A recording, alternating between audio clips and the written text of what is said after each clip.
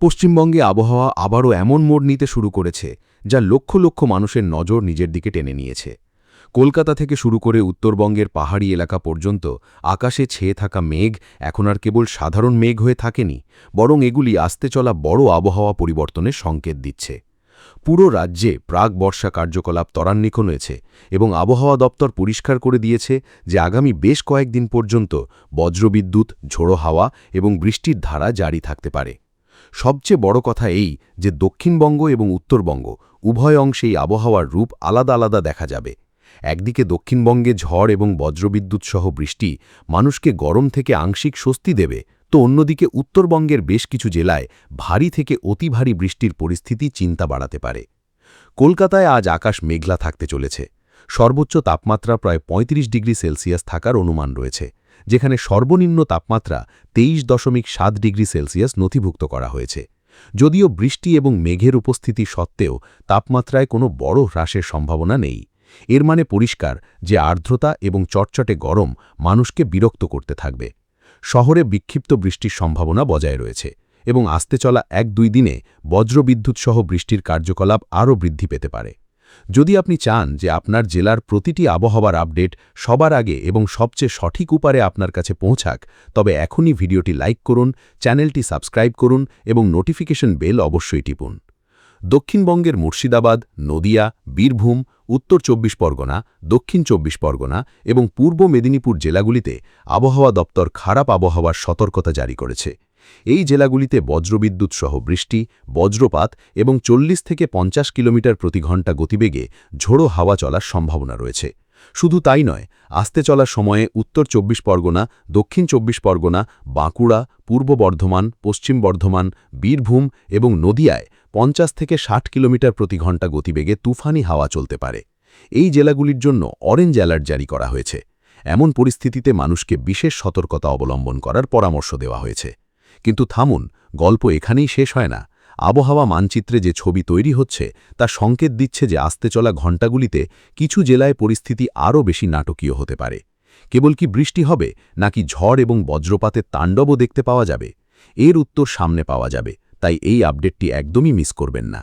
কলকাতায় আগামী কিছু সময় পর্যন্ত থেমে থেমে বৃষ্টির পর্যায় জারি থাকতে পারে। বজ্রবিদ্যুৎ সহ বৃষ্টির সময় ৪০ থেকে ৫০ কিলোমিটার প্রতি ঘন্টা গতিবেগে ঝোড়ো হাওয়া চলার সম্ভাবনা রয়েছে। শহরের নিচু এলাকাগুলিতে জলমগ্নতার পরিস্থিতিও তৈরি হতে পারে।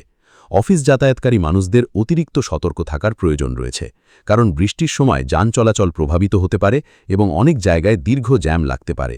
ওদিকে উত্তরবঙ্গের ছবি আরও গম্ভীর হতে দেখা যাচ্ছে। জলপাইগুড়ি এবং আলিপুরদুয়ার জেলাগুলিতে অতি ভারী বৃষ্টির রেড অ্যালার্ট জারি করা হয়েছে। এই জেলাগুলিতে ৭ থেকে ২০ সেন্টিমিটার পর্যন্ত বৃষ্টি হওয়ার সম্ভাবনা জানানো হয়েছে। এছাড়া দার্জিলিং, কালিম্পং এবং কোচবিহারে ৭ থেকে ১১ সেন্টিমিটার পর্যন্ত ভারী বৃষ্টি হতে পারে। অনবরত হতে থাকা বৃষ্টির কারণে পাহাড়ি অঞ্চলগুলিতে ধস নামার বিপদও বেড়ে গিয়েছে। অনেক জায়গায় দৃশ্যমানতা কমে যেতে পারে এবং সড়ক যান চলাচল প্রভাবিত হতে পারে। স্থানীয় প্রশাসন ক্রমাগত পরিস্থিতির ওপর নজর রাখছে। যদি আপনি পশ্চিমবঙ্গের যে কোনো জেলা থেকে হন এবং আবহাওয়ার সবচেয়ে দ্রুত এবং নির্ভরযোগ্য তথ্য চান, তবে এখনই ভিডিওটি লাইক করুন এবং চ্যানেলটি সাবস্ক্রাইব করে নিন, কারণ আগামী কয়েকদিনে আবহাওয়া প্রতি ঘন্টায় নতুন রূপ দেখাতে পারে এবং আমরা আপনাকে প্রতিটি আপডেট সবার আগে পৌঁছে দেব। সমুদ্রেও পরিস্থিতি স্বাভাবিক নয়। পশ্চিমবঙ্গ এবং বাংলাদেশ সংলগ্ন উপকূলীয় অঞ্চলগুলিতে সামুদ্রিক হাওয়া ৪০ থেকে ৫০ কিলোমিটার প্রতি ঘন্টা গতিবেগে চলছে। সমুদ্রে উঁচু এবং বিপজ্জনক ঢেউ উঠছে। এই কারণেই মৎস্যজীবীদের সমুদ্রে যেতে নিষেধ করা হয়েছে। আবহাওয়া দপ্তর সতর্কবার্তা দিয়েছে যে আগামী ২৪ ঘণ্টা পর্যন্ত সামুদ্রিক কার্যকলাপ রিস্কি প্রমাণিত হতে পারে। রাজ্যে এই পুরো আবহাওয়া পরিবর্তন উত্তরপ্রদেশ থেকে তেলেঙ্গানা পর্যন্ত বিস্তৃত অক্ষরেখা এবং সমুদ্রস্তর থেকে প্রায় ০.৯ কিলোমিটার উচ্চতায় সক্রিয় এই প্রণালী ভারী মাত্রায় জলীয় বাষ্পকে বাংলার দিকে টেনে আনছে। এই কারণেই উত্তর এবং দক্ষিণবঙ্গ উভয় অংশেই বজ্রবিদ্যুৎ এবং বৃষ্টির জন্য অনুকূল পরিস্থিতি তৈরি হয়ে রয়েছে। কিন্তু সবচেয়ে বড় প্রশ্ন এখনও বজায় রয়েছে যে আগামী কয়েকদিনে বর্ষা আনুষ্ঠানিকভাবে বাংলায় প্রবেশ করে যাবে, নাকি মানুষকে আরও কিছুটা অপেক্ষা করতে হবে। এই গুরুত্বপূর্ণ আপডেটের সাথেই আবহাওয়ার এই গল্প সামনে আরও আকর্ষণীয় মোড় নিতে চলেছে। এটা সেই সময় যখন পশ্চিমবঙ্গের আবহাওয়া কেবল একটি সাধারণ পূর্বাভাস হয়ে থাকে না, বরং প্রতিটি জেলার জন্য আলাদা আলাদা গল্প লিখতে শুরু করে দেয়। আবহাওয়া বিজ্ঞানীদের ধারণা যে যদি দক্ষিণ পশ্চিম মৌসুমী বায়ু নিজের বর্তমান গতি বজায় রাখে তবে আগামী ৩ থেকে ৪ দিনের মধ্যে উত্তরবঙ্গ এবং সিকিমের বেশ কিছু অংশে বর্ষার আনুষ্ঠানিক আগমন দেখতে পাওয়া যেতে পারে। যদিও এখনও আবহাওয়া দপ্তর একে প্রাক বর্ষা বৃষ্টি শ্রেণীতে রাখছে, কিন্তু যেভাবে বঙ্গোপসাগর থেকে অনবরত জলীয় বাষ্প আসছে এবং মেঘের বিশাল দল রাজ্যের ওপর সক্রিয় হয়ে রয়েছে তা আবহাওয়ার সমীকরণ পুরোপুরি বদলে দিয়েছে। উত্তরবঙ্গে জলপাইগুড়ি, আলিপুরদুয়ার, দার্জিলিং, কালিম্পং এবং কোচবিহার ক্রমাগত আবহাওয়া দপ্তরের নজরদারিতে রয়েছে। জলপাইগুড়ি এবং আলিপুরদুয়ারে ৭ থেকে ২০ সেন্টিমিটার পর্যন্ত খুব ভারী বৃষ্টি হওয়ার সম্ভাবনা জানানো হয়েছে। অন্যদিকে দার্জিলিং, কালিম্পং এবং কোচবিহারে ৭ থেকে ১১ সেন্টিমিটার পর্যন্ত ভারী বৃষ্টি নথিভুক্ত হতে পারে। এই এলাকাগুলিতে ঝোড়ো হাওয়াও বইতে পারে, যার ফলে পাহাড়ি রাস্তায় যাত্রা বিপজ্জনক হতে পারে। ক্রমাগত বৃষ্টির কারণে ভূমিধসের আশঙ্কা তৈরি হয়েছে এবং অনেক পথে যান চলাচল ব্যাহত হওয়ার বিপদ বেড়ে গিয়েছে। স্থানীয় প্রশাসন ক্রমাগত পরিস্থিতির ওপর নজর রাখছে। অন্যদিকে দক্ষিণবঙ্গে আবহাওয়ার প্রভাব আলাদা রূপে দেখা যাবে। মুর্শিদাবাদ, নদিয়া, বীরভূম, উত্তর ২৪ পরগনা, দক্ষিণ ২৪ পরগনা এবং পূর্ব মেদিনীপুর জেলাগুলিতে বজ্রবিদ্যুৎ সহ বৃষ্টির ধারা জারি থাকার সম্ভাবনা রয়েছে।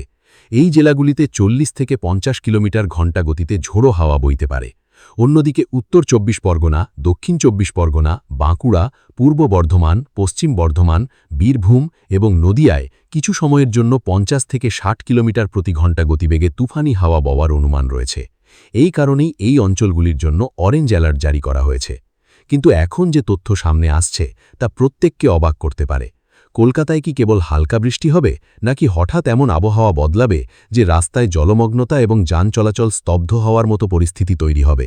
আগামী কয়েক ঘণ্টা এই প্রশ্নের উত্তর ঠিক করতে পারে, তাই এই রিপোর্টের শেষ অংশ একদম ছাড়বেন না। কলকাতায় মেঘের ডেরা বজায় থাকবে। সর্বোচ্চ তাপমাত্রা প্রায় ৩৫ ডিগ্রি সেলসিয়াস এবং সর্বনিম্ন তাপমাত্রা ২৩.৭ ডিগ্রি সেলসিয়াসের আশেপাশে বজায় থাকার সম্ভাবনা রয়েছে। তাপমাত্রায় কোনো বড় পতন হতে চলেছে না, তাই আর্দ্রতা মানুষকে বিরক্ত করতে থাকবে। যদিও বজ্রবিদ্যুৎ সহ হওয়া বৃষ্টি কিছু সময়ের জন্য স্বস্তি অবশ্যই দিতে পারে। শহরে দুপুর এবং সন্ধ্যের সময় বৃষ্টির তৎপরতা বাড়তে পারে। নিচু এলাকাগুলিতে জলমগ্নতার আশঙ্কা থেকেও অস্বীকার করা যায় না। সমুদ্রের পরিস্থিতিও চিন্তা বাড়ানোর মতো।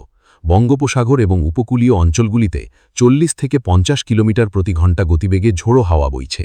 সমুদ্রে উঁচু এবং বিপজ্জনক ঢেউ উঠছে। এই কারণেই পশ্চিমবঙ্গ এবং বাংলাদেশ সংলগ্ন উপকূলীয় অঞ্চলের মৎস্যজীবীদের আগামী ২৪ ঘণ্টা পর্যন্ত সমুদ্রে যেতে নিষেধ করা হয়েছে। সমুদ্রে যে কোনো প্রকারের তৎপরতা ঝুঁকিপূর্ণ প্রমাণিত হতে পারে। আবহাওয়া দপ্তরের বক্তব্য যে উত্তরপ্রদেশ থেকে তেলেঙ্গানা পর্যন্ত বিস্তৃত অক্ষরেখা এবং সমুদ্রস্তর থেকে প্রায় ০.৯ কিলোমিটার উচ্চতায় সক্রিয় এই প্রণালী ভারী মাত্রায় জলীয় বাষ্পকে বাংলার দিকে টেনে আনছে। এই কারণেই উত্তর এবং দক্ষিণবঙ্গ উভয় অংশেই বজ্রবিদ্যুৎ এবং বৃষ্টির জন্য অনুকূল পরিস্থিতি তৈরি হয়ে রয়েছে। কিন্তু সবচেয়ে বড় প্রশ্ন এখনও বজায় রয়েছে যে আগামী কয়েকদিনে বর্ষা আনুষ্ঠানিকভাবে বাংলায় প্রবেশ করে যাবে, নাকি মানুষকে আরও কিছুটা অপেক্ষা করতে হবে। এই গুরুত্বপূর্ণ আপডেটের সাথেই আবহাওয়ার এই গল্প সামনে আরও আকর্ষণীয় মোড় নিতে চলেছে।